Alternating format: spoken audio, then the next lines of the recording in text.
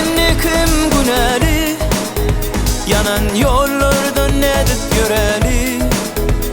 Ananan yürekler yaralı, birek birek edip karalı. Ayt innikim güneli, yanan yollardan edip göreli. Ananan yürekler yaralı, birek birek edip karalı.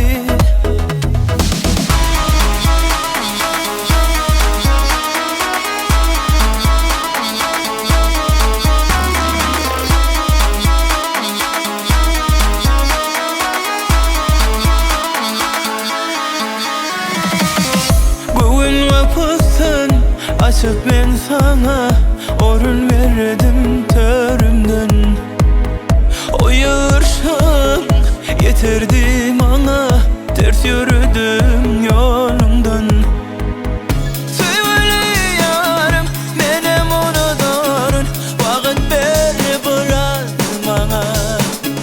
Söyle yarım senem unutursun, vakit gerek biraz sana. Ayt innikim güneli, yanan yollardan edip yüreli. Ananan yürekler yaralı, birek birek edip karalı. Ayt innikim güneli, yanan yollardan edip yüreli.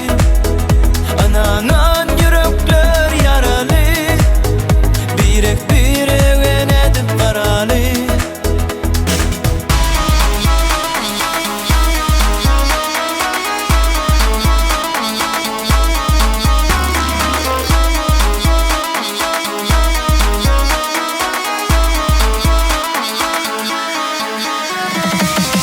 Bana bile dert gerek mi?